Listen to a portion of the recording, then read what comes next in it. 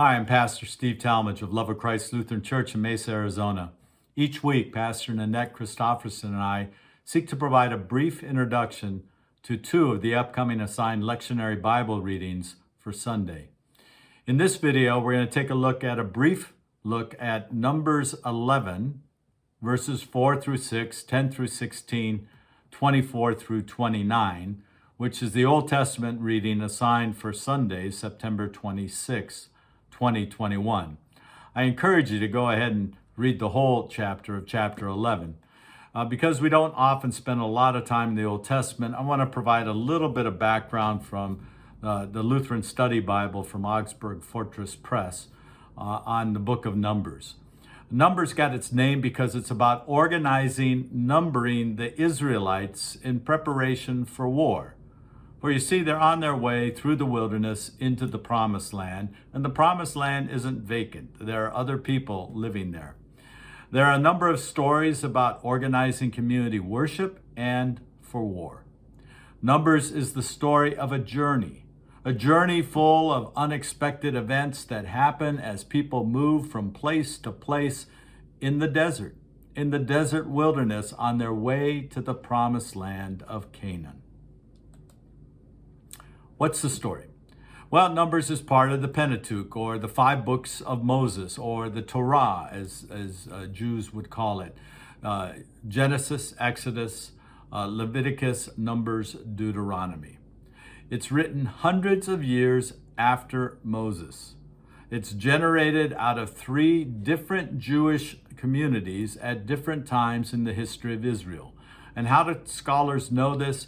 Because they can take manuscripts and documents from that various time period, and they see unique signs of different language, different tenses, and references that will place certain segments of this book at different periods of time being written. It's often considered a continuation of Exodus, or part 2 of Exodus. There's almost no evidence outside of the Bible that any of the events in the book happened, but that does not mean they did not happen. It's part of the founding stories of Israel. So within the Jewish community, this is part of their identity story, part of who they are and where they have come from. What's the story? Well, there are many unexpected events, and they're difficult to fit in an outline like other books in the Bible. Almost every chapter is a different story. Each story is passed down orally before it's written. Then it's edited into the book that we have. Stories of famous people and instructions on serving God and living together in both the wilderness and the promised land are found in Numbers. There are 3 geographic sites where a lot of the activity around these stories take place. The camp at Sinai, the first camp of the freed Hebrew slaves from Egypt, chapters 1 to chapter 10, verse 10. Then you have the journeying from Sinai down in the south, the southern part of the Sinai Peninsula, up towards Moab, east of Canaan, or the Promised Land. And that's chapter 10, 11 through 22, verse 1.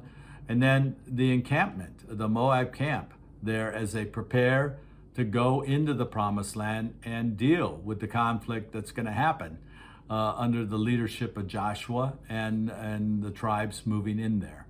That's chapter 22, verse 2 to 36 through 13. What's the message of Numbers? Numbers is a metaphor. It's a metaphor for the journey of a community of God's people. Throughout the book of Numbers, you hear and see that the traveler is not alone. God is with them. God is with us. In the wilderness, God was present at night by a pillar of fire, and during the daytime through a cloud. But there was a physical sense of God's presence. Numbers teaches the traveler to wait on God, to wait for God to take the lead. There's wonderful stories of people's impatience or their fear getting in the way of what God intends for them. Terrible things and conflict can happen whenever we take a journey.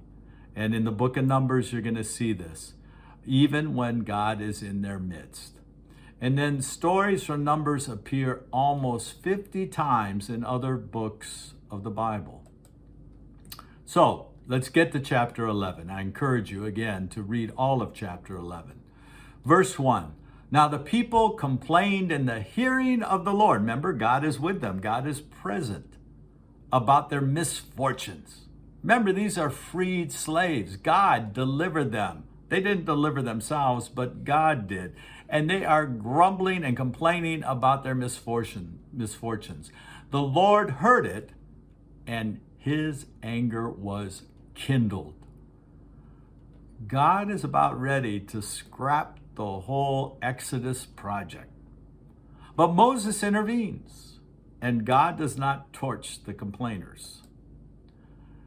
Verses 4 to 6, we get introduced to the original Back to Egypt committee. And as many of us have had history in churches, there's always a group of people that would like to go back to Egypt, or they're very nostalgic about the way we used to do things in the past, the way things used to be before you came or these new people came into the community. So you always have to be a little wary of the Back to Egypt committee. Verse 4, the rabble among them had a strong craving. This is a deep, lustful desire. They're nostalgic for their time in Egypt when they were slaves. And what the big issue in this chapter is, we want meat to eat. We want meat to eat. Obviously, they weren't a bunch of vegetarians, but up to this point, they were eating whatever provisions they brought with them, as well as the dew frost or the hoary frost that grew on the ground or was produced on the ground, which was called manna. And that was the bread substance that sustained them. Manna, manna, manna. So 7 to 9, you get all this. We're tired of manna. We don't want any more manna. No manna burgers, no manna pancakes, no manna bread. Verses 10 to 16, give us meat to eat. The people are weeping about their circumstances. They're hanging outside their tent openings, openly crying about how horrible things are and how sick and tired of manna that they are. And then we get that the Lord is angry with these ungrateful people he set free from bondage, from slavery, from oppression. Then Moses gets stuck in the middle, and he feels God has played him for a fool. Moses is ready for God to strike him dead. This whole journey is going to be navigating the onslaught of complaints from ungrateful people who continue to trip God's anger. Maybe you've worked in an environment like that. Maybe you've been in a church community like that. But Moses is feeling the squeeze, and he is just done. Well, God responds. Verse 14. Moses first says, I am not able to carry all this people alone, for they are too heavy for me. Both in Exodus and in Numbers, we see the humanity of Moses. And we see the need that no one person is ever going to be able to sustain and carry out the work that God intends for the sake of the world. So verse 16, we get God responding. So the Lord said to Moses, gather for me 70 of the elders of Israel, who you know to be elders of the people. These are people that are respected, that have the trust of the people, have influence. So get the elders of the people and officers over them and bring them to the tent of meeting, because they had, again, the temple was built in Jerusalem hundreds of years later. So God's presence was seen in this tent or tabernacle where they would have the Ark of the Covenant with the 10 Commandments, and that's where they would gather to worship God. And so gather them in the tent of meeting and have them take their place with you. God is teaching Moses to delegate. And God is also acknowledging there's always people around us who are elders, people who would respect and trust, that can help carry the load. Well, verses 19 to 20, the people will eat meat. So we read, you shall eat not only 1 day or 2 days or 5 days or 10 days or 20 days, but for a whole month, until it comes out of your nostrils and becomes loathsome to you, because you've rejected the Lord who is among you, and have wailed before him, saying, why did we ever leave Egypt?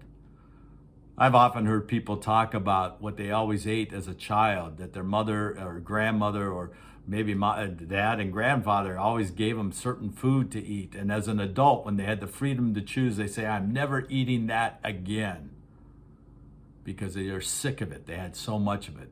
Well, this is what God's going to do. You complain to me, I'll show you. I'll give you more than enough, so much so it's going to come out of your nose until you're sick of it. Moses says, this is ridiculous, God. How on earth are you going to produce this meat? How are you going to provide for 650,000 people? Well, God says, is the Lord's power limited?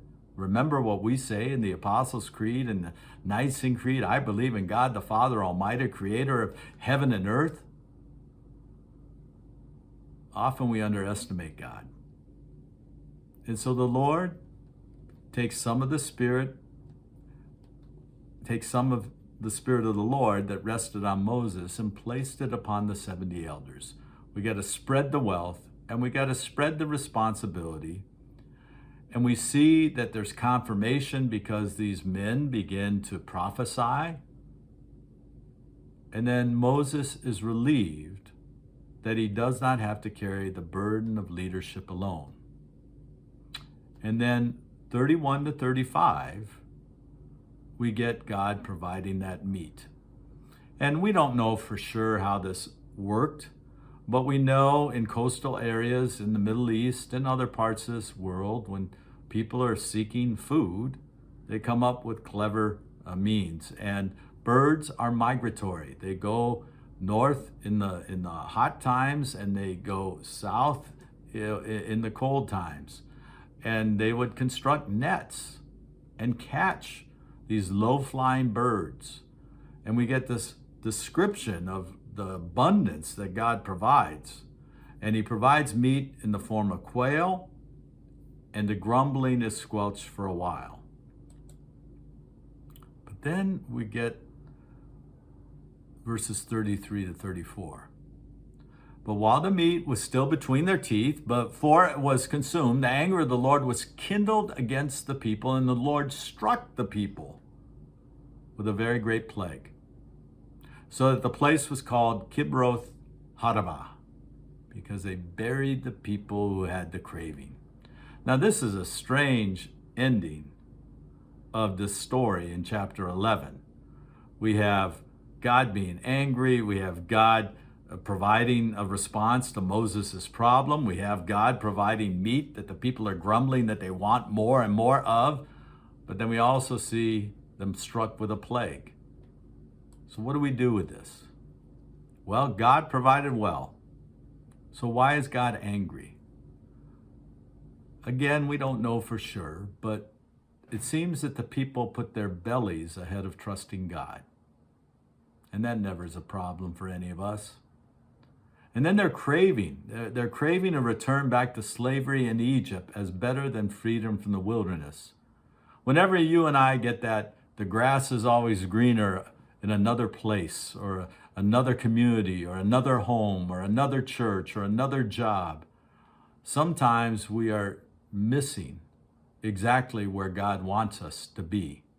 And here, these folks are actually saying, I'd rather be a slave in Egypt than a free person in the desert of Sinai. Then we see the abundance may have drove them to gorge themselves, to overeat, to stuff themselves so much, to overconsume food that their bodies were not used to eating, and it made them sick to the point of even dying. Pay attention to names in the Bible. Kibroth Hattaavah, graves of craving. The plague may have been self-inflicted rather than God-given. Cravings can lead to that which is not always best for us. They move on from there. They pack up their stuff and they move to Hazeroth, a place where roots are put down. So in some ways, God moves the people from a place of God's provision, but also a place that cravings led to death, to a place where a new beginning can start, with the hope of the people putting their trust in God, as God continues to prepare them to inherit the promised land, to receive the gift God promised so long ago to Abram and Sarai. Well, enjoy chapter 11 of Numbers. Read some of the other stories in Numbers, but I hope you get a little connection to this story as you think of the human emotions tied in here and God's frustration, but also God's commitment to continue to move the people in the direction that God wants them to go. God bless. Take care.